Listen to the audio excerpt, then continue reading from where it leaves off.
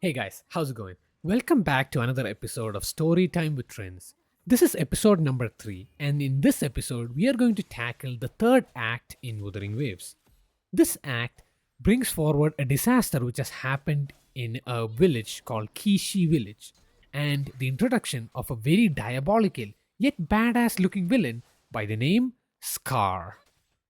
Wait, hold up. That's not the right Scar. That's the OG Scar. We are talking about the new Scar here. But man, was the OG Scar one hell of a villain. Anyways, the new Scar has a nickname. His nickname is Onigiri Boy.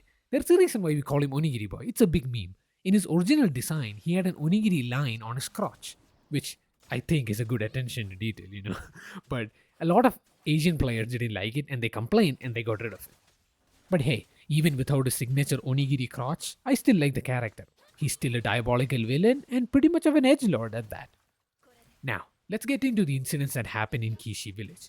There are two versions of this story: the actual incident that happened, and then Scar's analogy. Scar develops a story to correlate the events that actually happened in Kishi Village. Of course, he's modifying details to make himself look like he did some kind of noble thing.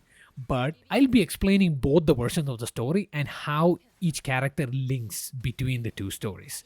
With that being said, let's head right into it. The last two acts ended with us trying to solve a puzzle which Jingxi had given us. It consisted of 4 tokens which we were trying to find the meaning of. Upon investigation and based on whatever we were able to collect on those tokens, we ended up in the remnants of a village by the name Kishi Village.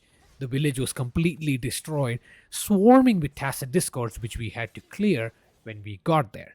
And after we got there, we started trying to search for more clues as to what the heck happened to this village. It looks completely destroyed and everyone is literally gone. Upon searching for clues, we came across a couple of disturbing sights, like an area where it looked like somebody was being dragged away from, a tacit discord which was stationary and kept repeating certain words over and over again. It appears as if it has some sort of lingering remnant energy in it of some person who was involved in this incident. It was a huge traumatic experience for that person, and their memories, a little bit of it at least, is lingering in this tacit discord. And they keep repeating this message over and over again and are pretty much stuck like a lifeless soul. We leave the tacit discord for the time being and start looking for more clues. We find a patch of burnt cards, what appears to look like tarot cards, for example. And Yang Yang remembers of a particular overseer who was part of a villainous group called Fraxidus that used tarot cards as one of their primary weapons. All of a sudden, Yang Yang hears a sound coming from the nearby bushes. She rushes over to check what it is and finds a little chonky boy. But while she found the cat, something else found her.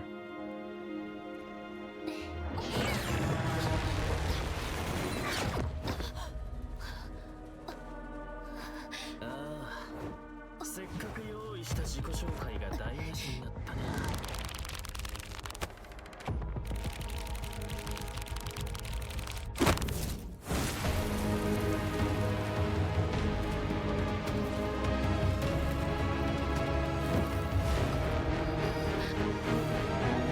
Here enters our villainous boy Scar. He seals Yang Yang away in an extra dimension so that he can get some alone time with Rover. He says alone time, but all he wants to do is just brainwash us into joining his side. We are clearly a very important and strong and powerful individual who has lost our memories. So, perfect target, right?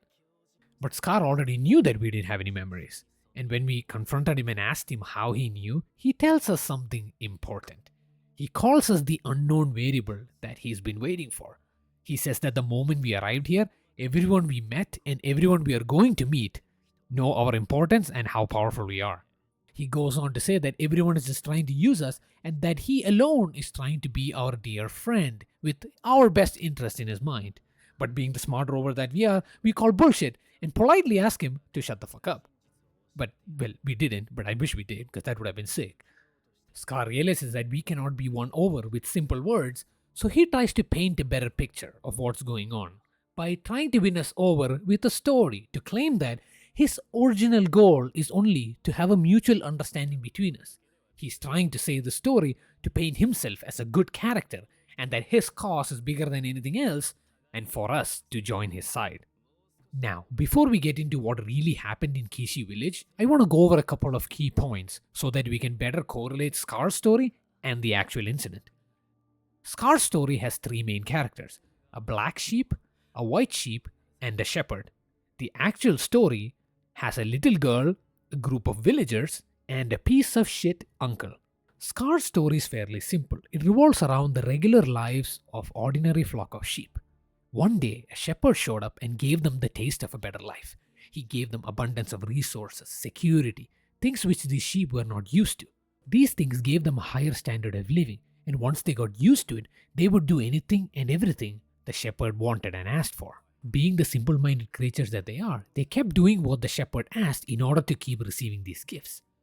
But one black sheep noticed that their population kept dwindling, and that's when they realized that the price of receiving these gifts was sacrificing one of their own. Trying to bring forth the truth, the black sheep ended up being the center of attention. See, before they were unified, they didn't have anything to lose. But now they have something to lose.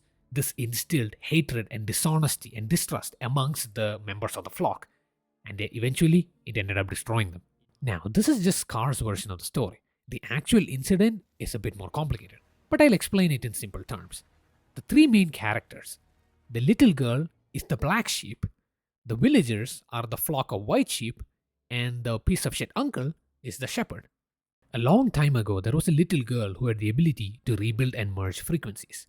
As we all know, everything in the world of Wuthering Waves is made up of frequencies. So you can guess how powerful of an ability this will be. This little girl lost her parents when the old village was destroyed and was adopted by her uncle, who was the revered leader of the village. Greedy as this man can be, he used her to grant wishes to the villagers. For instance, she could combine the frequencies of TDs and humans to heal them of fatal injuries.